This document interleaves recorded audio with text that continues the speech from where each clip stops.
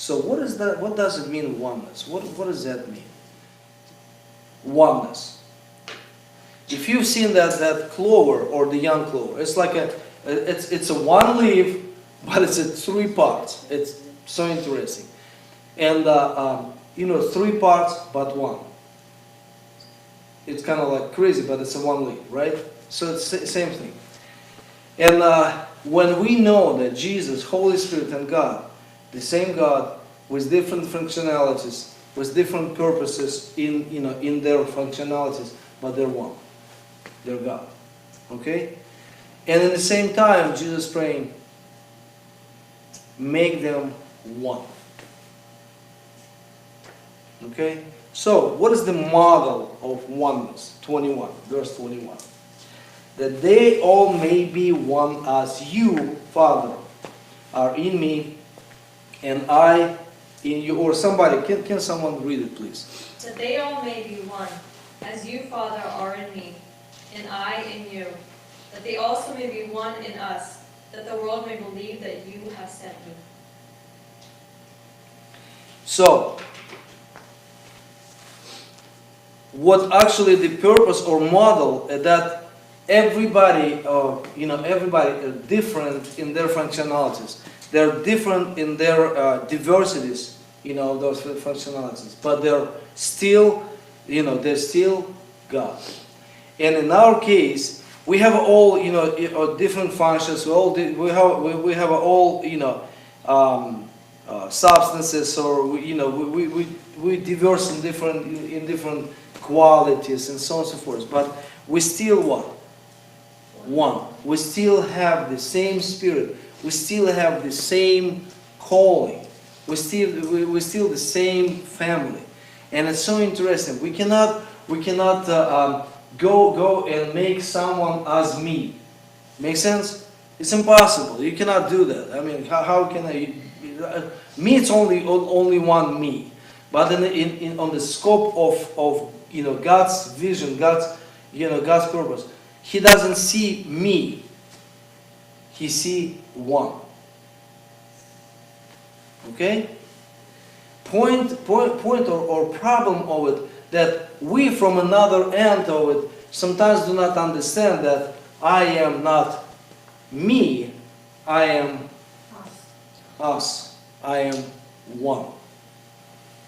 In this case, the trouble begins that I'm separating myself from one. But Jesus prayed that they all may be one as you, Father, are in me. Think about it again. That they all may be one as you, Father, are in me. Does anybody understand what does it say? And I in you. When we will get to the point that Jesus in us, mystery, remember? That mystery which has been hidden from ages and become revealed only in the later days, when Paul said, Christ, what? In us. That's a mystery. If Christ in us, only thing which is holding us from the unity, from the oneness, that's our comprehension that we are in Him. Very, very gently. Sometimes we think we're not in Him, we're kind of separate entity walking around and, I'm unique. Yes, but we are in Him, and He look at us as one. If we want to be served and serve, we have to comprehend that we are one. He is in us and we are in Him as one. Otherwise, He doesn't see us. There is no one who operates on his own. None. Zero. Nada. Bye-bye. No more. Hasta la vista, baby. So what is the nature of oneness? So what is the nature of oneness? So relationship between the Father and Son is the model. Is the model, but it's still kind of like a very, very less understand or understood. Because what does it look like? How we can describe? What is it? Jesus said, even as you, Father, are in me and I in you. You see? As you, Father, are in me and I in you. And we say, like, what is that?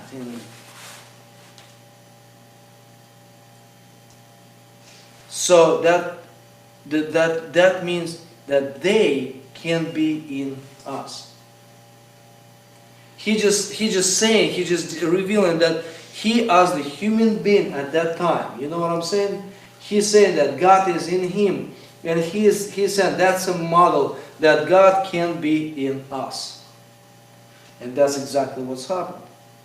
If we completely comprehend and adopt that model, and we actually understand the nature of that oneness, we can say, oh yeah, by the way, God is in me as well.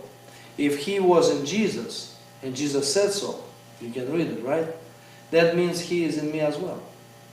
But are we really going through this thing? Are we really accepting that fact that he is in us? Are we really allowed for that thinking, for that fact, for that nature to be absolutely rooted in our understanding? Or we kind of let something else or somebody else live in us? Me. Yes, let's read it. Because, like I said, the nature of oneness is not unity in the church between the members, but it's a unity with God. Okay? In us. Oneness. You cannot separate me from whom? God. You can't. You don't have any possibilities. You don't have any capabilities. You're powerless to do that because he did it. He invited me in him and made my me us. What is the purpose of oneness? Again, we're still going through the 21. The Father and the Son model close and intimate unity, right? But why should we model this unity ourselves? Why we should model this unity ourselves? Why? What does it accomplish? What is the purpose?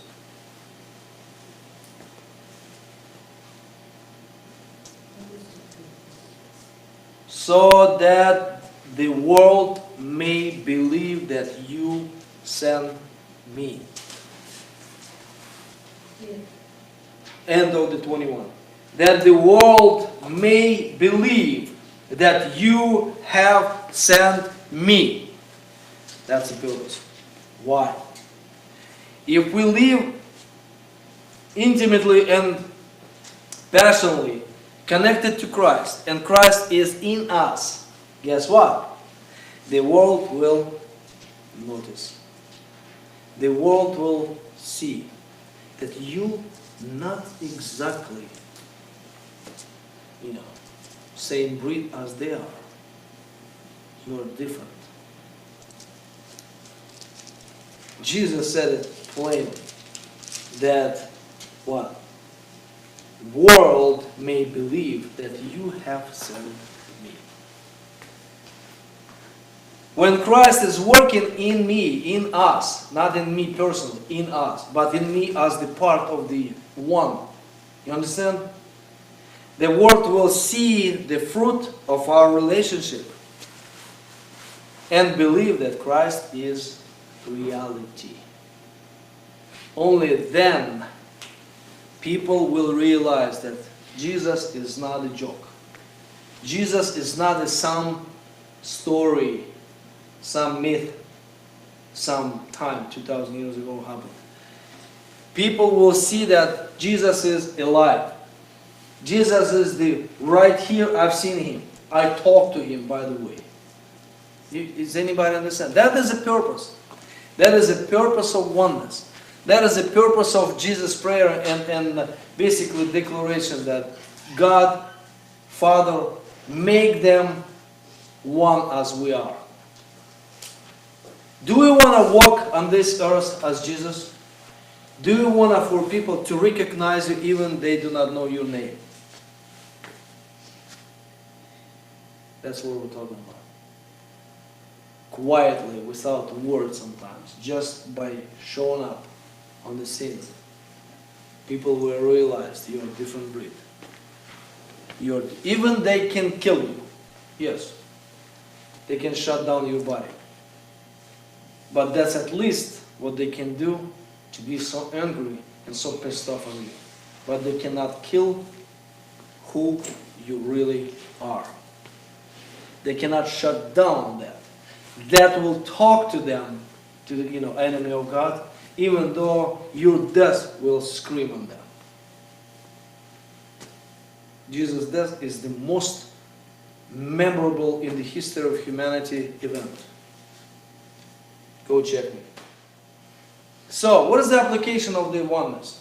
Let's go through one of them. Become a passionate, devoted follower of Christ. That's the one. Unity doesn't mean we all look, walk, talk, and so on, so on, like alike, like we are robots. I look at Jacek and I see me. I look at me and I see Jacek. No, not exactly the same. It's not like we are all, as the stem, as the, clones or something like that. No. Unity occurs when we choose every moment to be passionate, devoted followers of Christ. Same as Father and the Son and Jesus actually, are one in purpose and intimacy. We are to be committed, for the purpose of God and our relation with Him. That must. Otherwise, we are useless. Not useless, but useless. Because we're not reflecting. We doesn't show up the one. We're not showing to this world the light. We're not showing to this world life. We're not showing to to this lost world the love of God. We're showing me. Look at me. How cool. It's not enough. By the way, it's nothing. Okay? Yield yourself continually to the Spirit. Why? The Holy Spirit indwells in us, right? He is operating through us.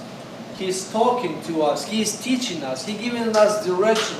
Remember, Jesus didn't do anything on His own. What He heard from God, Father, He was doing and exactly, performing here on earth. That is the yield ourselves to the Spirit. Because when we hear the Spirit, when we talking in Spirit, when we communicate in Spirit, when we listen what the Holy Spirit talking, communicating, you understand? We're doing what He's saying and we are reflecting the life of God here on earth. Makes sense, right? I mean, it's given. Everybody understands. So that is the one of the applications of the oneness. One of the application we can apply if we're gonna listen to Spirit. We're gonna yield to the Spirit, what He's doing, what He's talking. We'll reflect, we'll walk, and we'll be as one. Period. And another one application, which is very, very, very great. Learn to see others through God's eyes, and choose patience, love, and joyfulness, if you will, in your relationships. Joy.